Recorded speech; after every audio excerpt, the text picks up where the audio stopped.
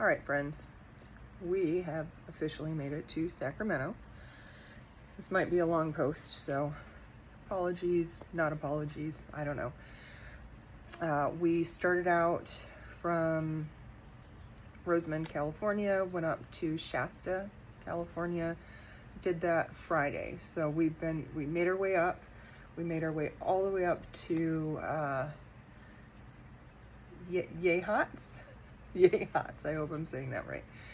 Finally, maybe I'm not. I'm so sorry if I'm not. I really don't mean to butcher it.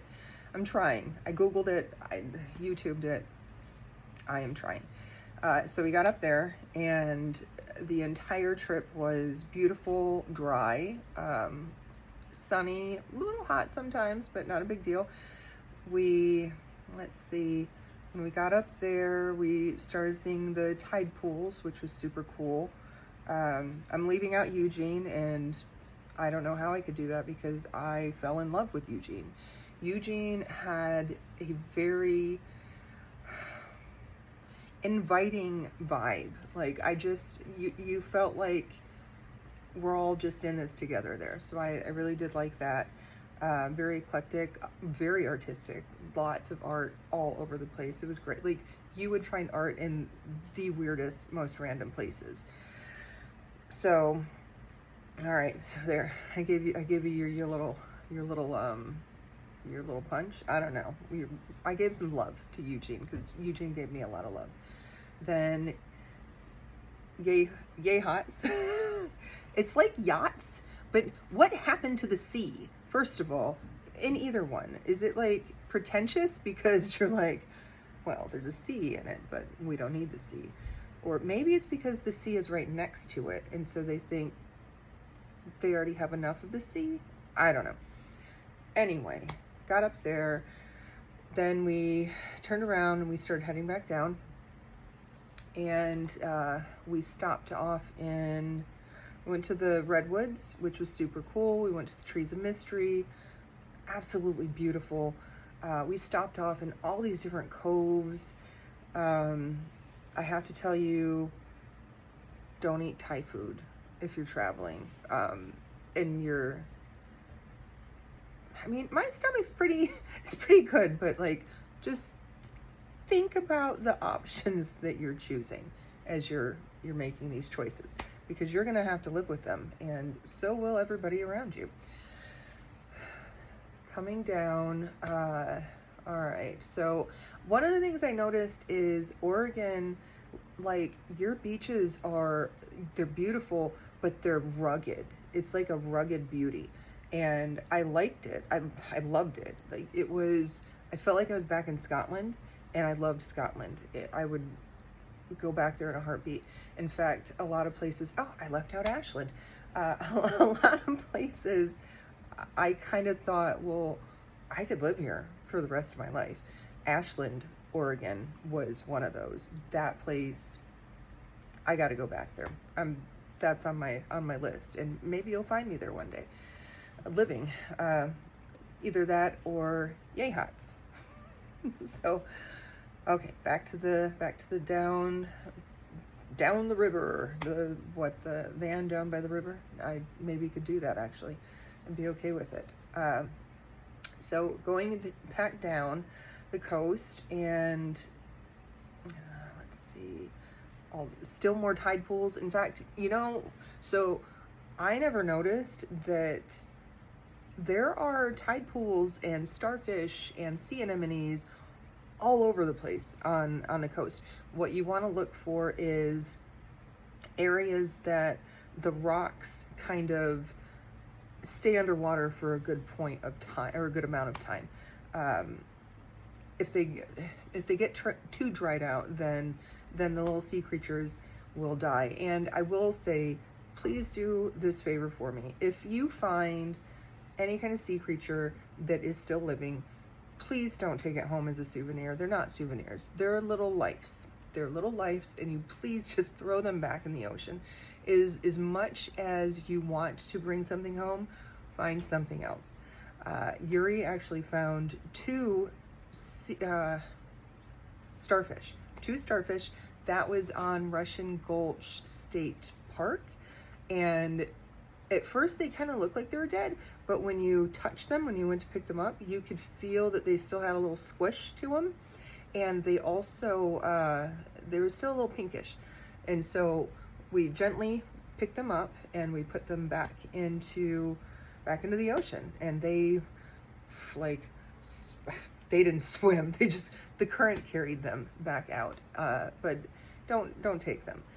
Same thing with the snails, the little the pretty little shells that you just want to collect all of them. Find the ones that you make sure there are nobody living inside of that house, because, and even the broken ones are better. Like, go for those, you know. I know everybody wants this perfect shell and all of that, but dude, come on. How would you like it if somebody showed up to your house and they're like, we're just gonna take this right now? That would suck. That wouldn't be cool. So throw all of the sea life back. Be gentle if you do touch one of the little sea anemones. I don't think you're really supposed to, but if you do want to see what it's like, make sure your hands are clean, you don't have lotion on them, and you can gently just put your finger towards it, and their little arms will reach out and they'll say hello to you, I guess is what you would call it. So, all right, so down the coast, the tide pools, let's see. Oh, if you're gonna take your animals, make sure that you check the signs. Some of them say that there's, you have to have a dog on a leash.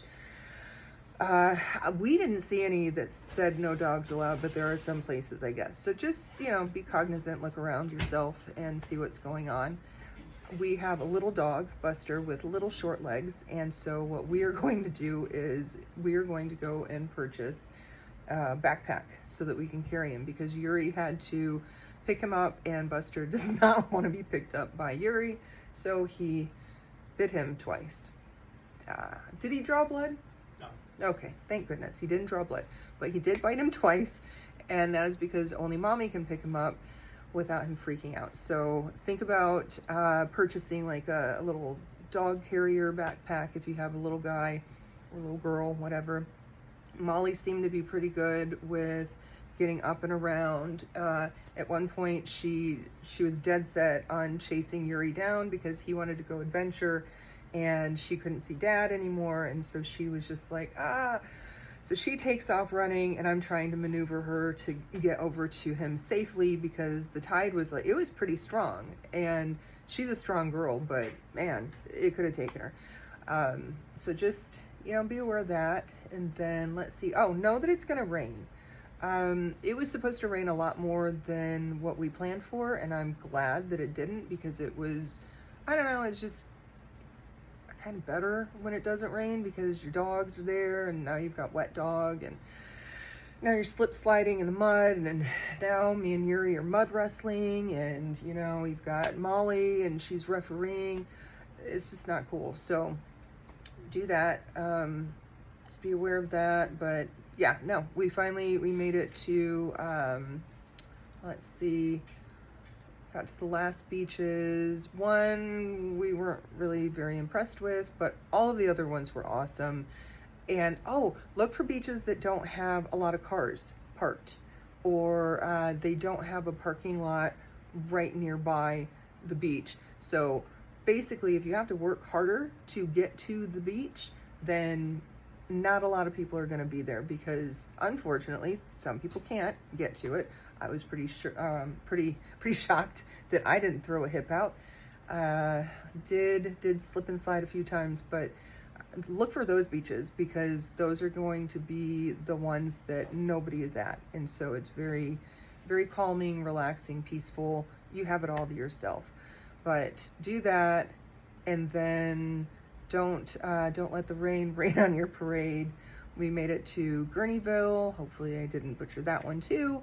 And I love Guerneville. I want to go back there again when it's not downpouring. And let's see, now we're in Sacramento, and it's downpouring, but we're still going to go and have a good time. There seem to be a lot of people, and we haven't really been around a lot of people, so wish us luck. But yeah, those are my little tips from this trip. I hope they help you.